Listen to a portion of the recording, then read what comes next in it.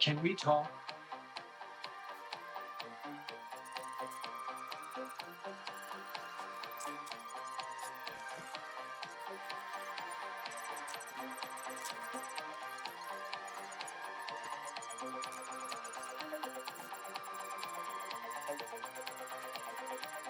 Ladies and gentlemen, boys and girls all the way around the world, I am R.J. Smith, and this is the end of everything.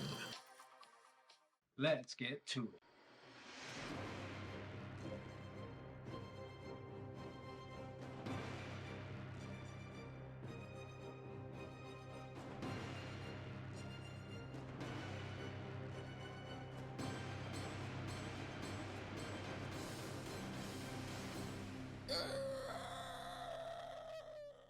Welcome to the end of everything. I am R.J. Smith, and today we are going to talk about Jonah and the whale.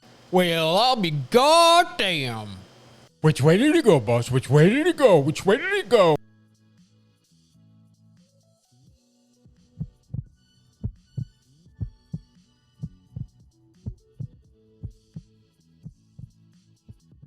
I had a whole speech for you tonight, but you know what? Really not in the speech mood, you know what I mean? So, I'm just, I don't know. Just, right? We're here doing this thing here. Other than that, As a Christian boy, I learned in Sunday school Jonah was a disobedient prophet who was swallowed by a fish god. In Jonah 1, God commands him to travel to the city of Nineveh and preach repentance to the people. In 40 days I will destroy the land of Nineveh and everyone living there. But Jonah refused and disagrees with God. He doesn't believe the people are worthy. And of course, they are all wicked, just like in the great flood story. The Bible claims that this is biblical proof. But the account is often dismissed by skeptics. Here is the claim. Jonah instead travels to Joppa, a seaport in Israel, where he boards a boat. A storm threatens to capsize the ship, but in the end, they somehow discover Jonah's actions probably caused the storm. So what do? They tossed him overboard. God then orders a massive fish to swallow Jonah for disobeying God, where he remains for 3 days and 3 nights without fresh water, food, or oxygen. Jonah was scared like never before. He was in the dark and cold. Jonah survived stomach acid, which should have killed him, or maybe he dies and is resurrected, depending on how you read the text. God's use of a whale or great fish seems almost ridiculous to those of us skeptics. Why didn't this all-powerful God simply pick up Jonah and take him to land? Why do we need a fish to do that? Jonah spent 3 days and 3 nights in the belly of the whale. However, historians, scientists, and skeptics find no evidence of it. No fossils, not so much as a tooth. As with any religious stories, it falls apart upon inspection. Think on this for a minute. Why does God always banish or punish Christians who disobey? Why would a loving entity hate humanity so much? Plus, a fish large enough to swallow a man couldn't get close enough to shore to spit him out. It would beach itself.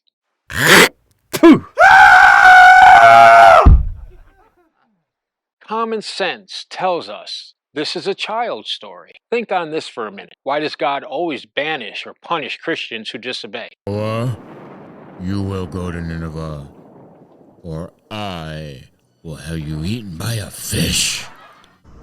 Hey, Mom!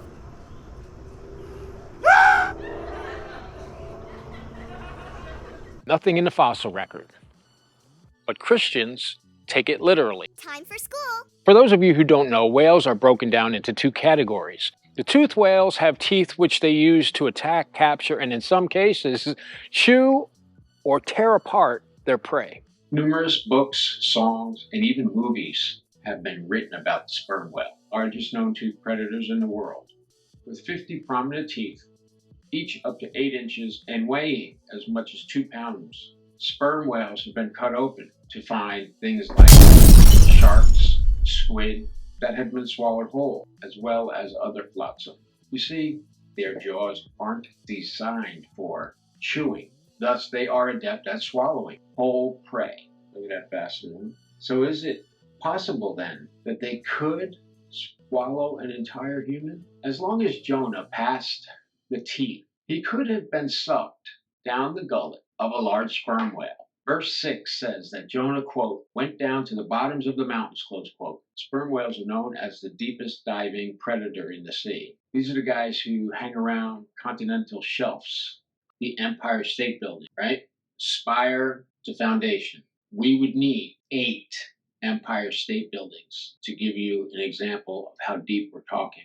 The Burj Khalifa in Dubai is only 2,500 feet tall. We would need 4 of these. These beasts can hold their breath for about 2 hours. Can you imagine? Even if you're eaten by a baleen whale, they still have bristles that are kind of like this once you get past their mouth. So anybody inside of that whale would be crushed.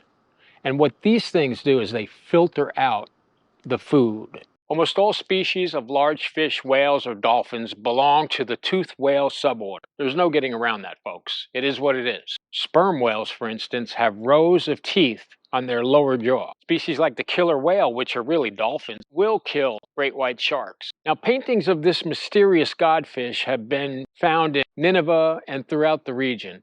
It was described as part man, part fish, sort of like a merman, or the male version of a mermaid. There is no evidence that Jonah was ever swallowed by a fish and lived to tell about it. He is, however, a large part of prophetic history. Jesus said, "So the Son of Man will be 3 days and 3 nights in the heart of the earth." My religion really has a thing with days and nights. You got Noah with the 40 days and 40 nights.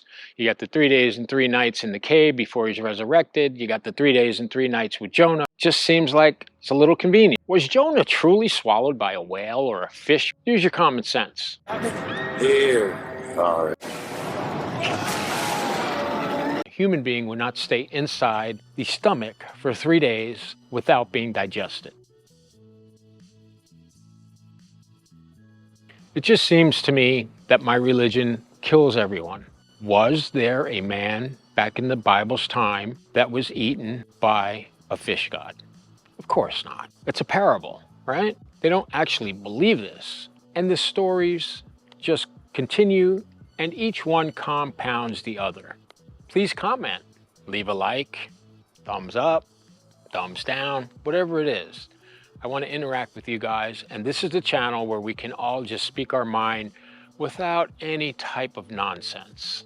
Of course my dog is going to interrupt me on my first podcast.